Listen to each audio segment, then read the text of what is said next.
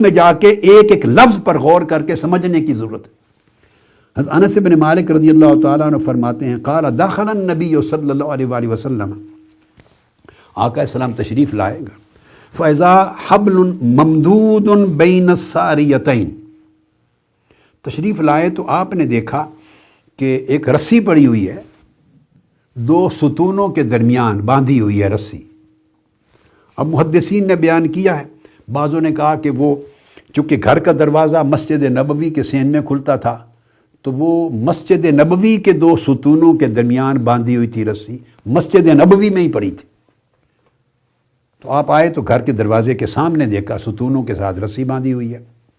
بعضوں نے کہا کہ شاید گھر کے اندر کوئی ستون تھے مگر مسجد کی جانب، قریب مسجد کے، مگر زیادہ محدثین کا رجحان ہے کہ مسجد نبوی کے اندر ستونوں کے درمیان رسی باندھی ہوئی۔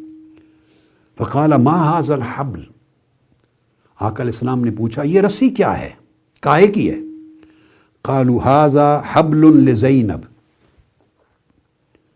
صحابہ کرام نے بتایا یا رسول اللہ یہ ام المومنین حضرت زینب رضی اللہ تعالی عنہ کی رسی ہے۔ فَإِذَا فَطَرَتْ تَعَلَّقَتْ، وہ رات کو جب مسجد خالی ہوتی ہے کوئی نہیں ہوتا تو وہ عبادت کرتی ہیں ساری رات، جب عبادت کرتی ہیں کھڑے ہو کر، جب تھک جاتی ہیں تو خود کو رسی سے باندھ لیتی ہیں، رسی کا سہارا لے لیتی ہیں تاکہ میں عبادت کو جاری رکھوں، تو رسی کے سہارے ساری رات عبادت کرتی ہیں، یہ ان کی ہے۔ آقا علیہ السلام نے فرمایا فقال النبی صلی اللہ علیہ وسلم لا، نہیں، فرمایا حلوہ، اس رسی کو کھول دو۔ آگے کلمات پھر جو میں نے ابھی بات کی سنی، لِيُصَلِّ أَحَدُكُمْ نَشَاطَهُ فَإِذَا فَطَرَ فَلْيَقْعُدْ۔ اب آقا علیہ السلام نے اندر جا کے زوجہ مطہرہ کو نہیں ایڈریس کیا کہ زینب یہ کیا کر رہی ہو، یہ تو جائز نہیں ہے، ایسا کرنا درست نہیں ہے، نہیں، ایڈریس ہی نہیں کیا۔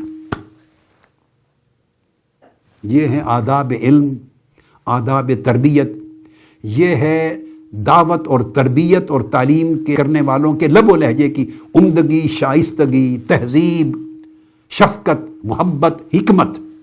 ادعو الی سبیل ربک بالحکمہ والموعظۃ الحسنہ وجادلہم باللتی ہی احسن، اللہ کی طرف بلاؤ تو حکمت کے ساتھ بلاؤ اور بڑی خوشگوار نصیحت برے، ہمدردی کے ساتھ نصیحت برے لہجے میں بلاؤ۔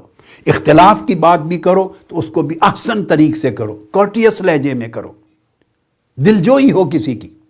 دین ہر جگہ دلجوئی کا دھیان کرتا ہے، کسی کا دل نہ ٹوٹے، سختی محسوس نہ ہو، کوئی شرمساری محسوس نہ کرے، ایمبیرس نہ ہو، لہجہ بھی عکاس ہو، اور کسی کو اس طرح ڈائریکٹ ایڈریس نہ کرو، نام تک نہ لو۔ یہاں بھی آقا علیہ السلام نے سن کر یہ نہیں کہا کہ زینب نے غلط کیا ہے، یا زینب یہ بات درست نہیں، یہ جائز نہیں، میری سنت نہیں، میں اس کو منع کرتا ہوں، ایڈریس ہی نہیں کیا، نام ہی نہیں لیا۔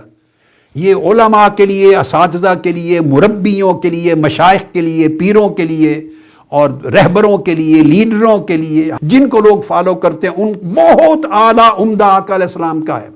کسی کا نام نہ لو، کسی پر تہمت نہ لگاؤ، کسی کو فوکس نہ کرو، اس سے نفرتیں پیدا ہوں گی، ایک دوسرے کے ماننے والے ایک دوسرے کو برا بھلا کہیں گے، گالی گلوچ کا کلچر ہوگا، ایمبیرسمنٹ پیدا ہوگی، کلچر کے اندر تہذیب، شائستگی نہیں رہے گی، آداب اور ویلیوز نہیں رہیں گی۔